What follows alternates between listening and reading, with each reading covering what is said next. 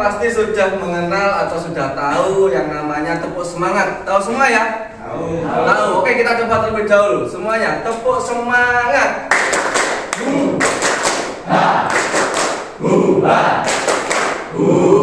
Oke, satu kali lagi yang kompak, yang semuanya bisa melakukan tepuk semangat. Kita laksanakan bersama-sama. Sekali lagi tepuk semangat.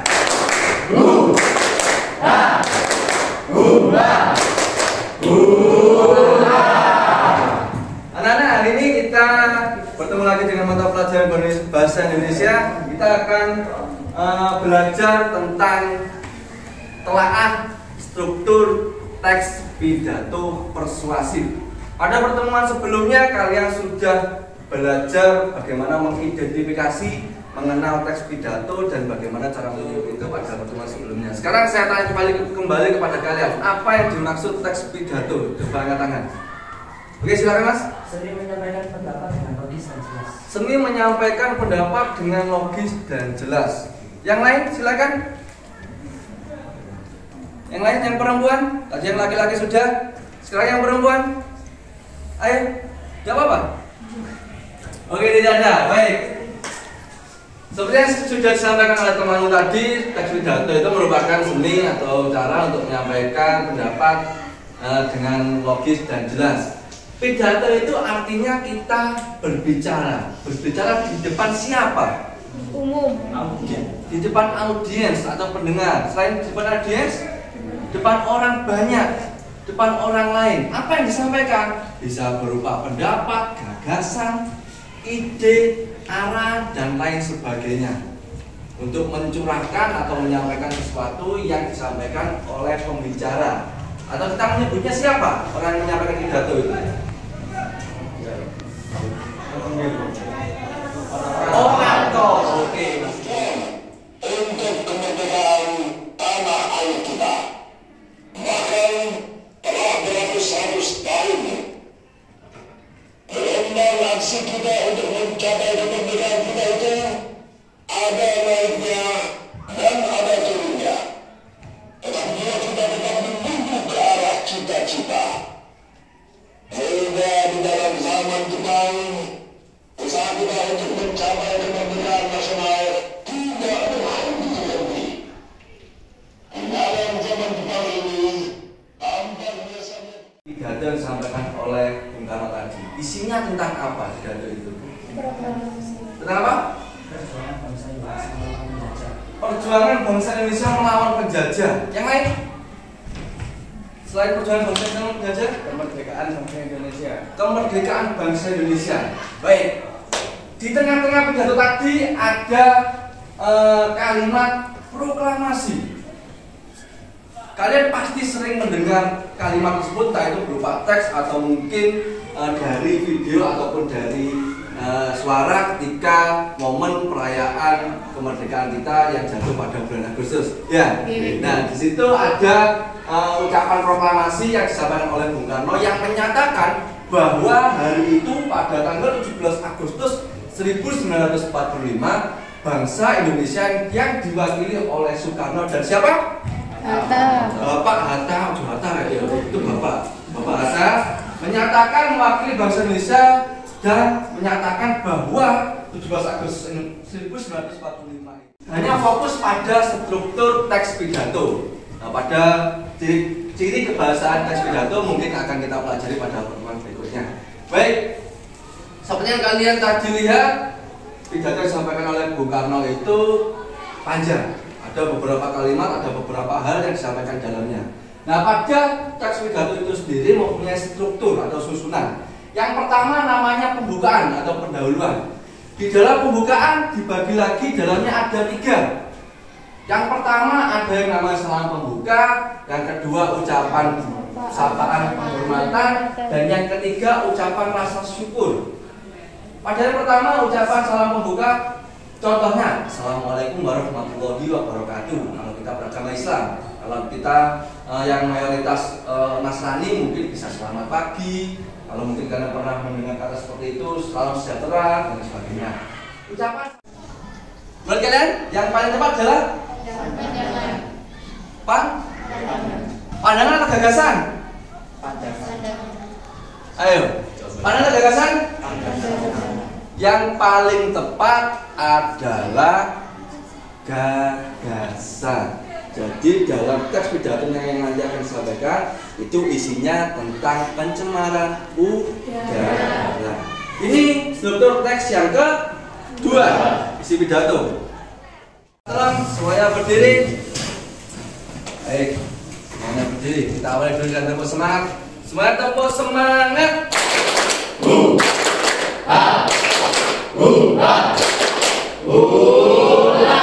Oke, sekarang angkat tangan. Loh, iya angkat tangan itu. Angkat tangan. Nah, sih bener. Bagus dong. Angkat tangan ya. Kita gerakan tangan. Gerakan tangan. Oke, gerakan tangan. Berhenti lagunya. Loh, di sini di dagu. Mana dagu? Ini ya. Oke, lagi angkat tangan. Saya lagi. Gerakan tangan. Berhenti. Gerakan tangan. Berhenti. Pegang telinga. Ada yang salah? Biasanya sih dulu yang salah. Oke, kita duduk dulu tepuk tangan untuk speaker. Oke, ternyata masih banyak yang konsentrasi. Setelah ini kita akan bentuk kelompok karena kalian sudah paham. Kita akan bentuk kelompok untuk menelaah struktur teks pidato persuasif. Bagaimana cara bentuk kelompoknya? Saya punya bola.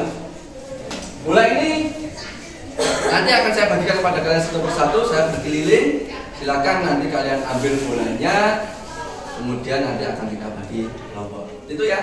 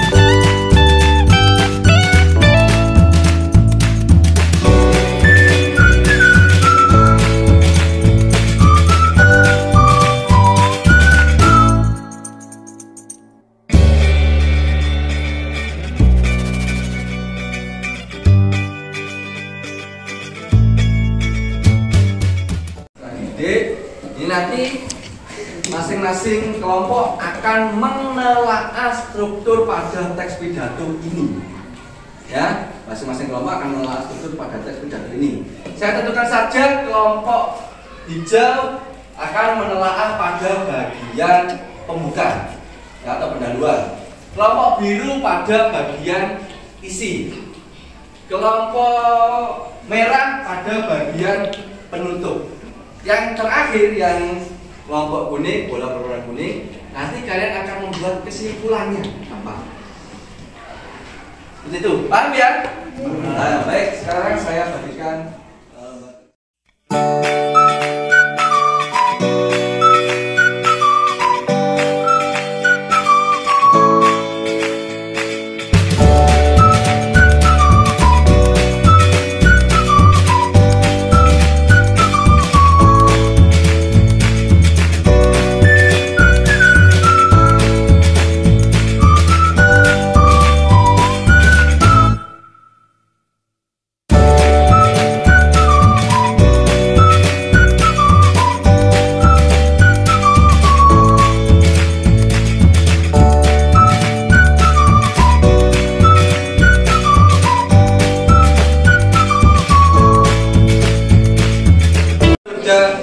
Mengerjakan tugas kelompok kalian dan sudah menuliskannya pada media yang menempel di dinding.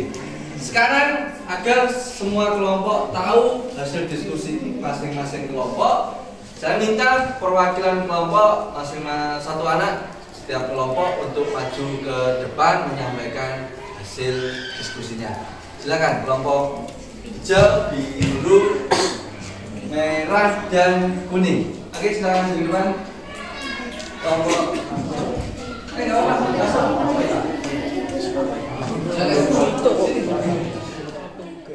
satu atau kelompok hijau, silakan.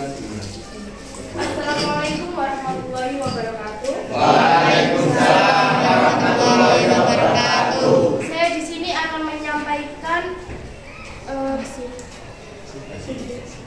hasil dari kelompok kami, hasil pengamatan dari kelompok kami yang dari pembukaan. Salam pembukanya yaitu Assalamualaikum warahmatullahi wabarakatuh. Ucapan penghormatan yang terhormat Bapak Kepala Madrasah, yang saya hormati Bapak atau Ibu Guru serta rekan-rekanku yang saya banggakan. Ucapan syukurnya ialah ucapan Alhamdulillahirrabbilalamin, karena Allah Subhanahu wa Ta'ala yang telah melimpahkan rahmat, taufik serta hidayahnya kepada kita sehingga kita bisa bertemu di sini dalam keadaan sehat walafiat. Demikian dari kelompok saya. Wassalamualaikum warahmatullahi wabarakatuh. Waalaikumsalam warahmatullahi wabarakatuh. Silakan menyampaikan hasil. Assalamualaikum warahmatullahi wabarakatuh. Waalaikumsalam warahmatullahi wabarakatuh. Di sini saya akan menyampaikan hasil pengamatan dari kelompok saya, yaitu bagian isi. Saat ini kita hidup di masa informasi, di mana semua informasi dengan begitu mudahnya didapatkan. Tidak perlu repot untuk mendapatkan informasi pada masa sekarang, tinggal klik kata kunci di Google. Media sosial saat ini menjadi salah satu rujukan dalam belajar Islam. Era keterbukaan ini mari kita manfaatkan dengan sebaik-baik mungkin. Meskipun sebarkanlah informasi yang baik dan juga memiliki pada dampak kebaikan. Meskipun informasinya benar, tapi kalau kita sebarkan nanti kita akan memicu kesalahpahaman dan keributan. Alangkah baiknya informasi itu kita tahan dulu. Sekian dari pengamatan saya. Wassalamualaikum warahmatullahi wabarakatuh. Waalaikumsalam warahmatullahi wabarakatuh. Kelompok berikutnya kelompok merah, silakan. Assalamualaikum warahmatullahi wabarakatuh. Waalaikumsalam warahmatullahi wabarakatuh. Di sini saya akan menyampaikan hasil diskusi dari kelompok merah. Pada bagian harapan, demikian yang bisa saya sampaikan. Apabila ada kurang dan lebihnya, saya sebagai insan yang tak luput dari kesalahan, mohon maaf yang tak terhingga. Pada bagian ucapan terima kasih sudah mendengarkan pidato yang singkat ini. Dan pada bagian salam penutup, wassalamualaikum warahmatullahi wabarakatuh. Waalaikumsalam warahmatullahi wabarakatuh. Warahmatullahi wabarakatuh. Waalaikumsalam warahmatullahi wabarakatuh. Di sini saya akan menyampaikan diskusi kelompok saya di bagian kesimpulan. Pemanfaatan media sosial untuk meningkatkan literasi dan nilai keislaman. Sekarang ini informasi berseliweran di media sosial, sehingga tidak hanya mencari informasi yang dimudahkan. Menyampaikan informasi juga sangat mudah, tetapi kemudahan mendapatkan dan menyampaikan informasi ini harus dikelola dengan baik. Wassalamualaikum warahmatullahi wabarakatuh. Waalaikumsalam warahmatullahi wabarakatuh. Baik, untuk kelompok terakhir atau kelompok kuning ada yang ingin menanggapi? Sudah cukup? Sudah puas dengan jawabannya? Kita beri oplos. Baik, terima kasih atas presentasi dari masing-masing kelompok. Kalian bisa kembali ke tempatnya masing-masing.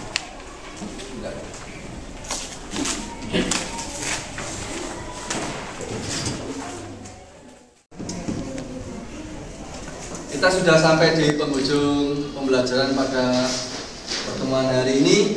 Kita sudah belajar tentang telaah struktur teks pidato. Dan apa saja struktur teks pidato tadi?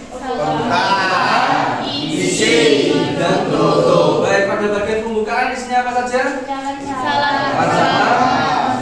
sapaan penghormatan, ucapan syukur. Pada bagian isi uraiannya bisa berupa apa saja? Berupa Gagasan,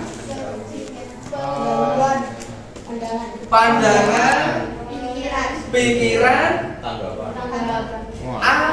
ajakan, Oke, terakhir ada bagian penutup. Isinya apa saja?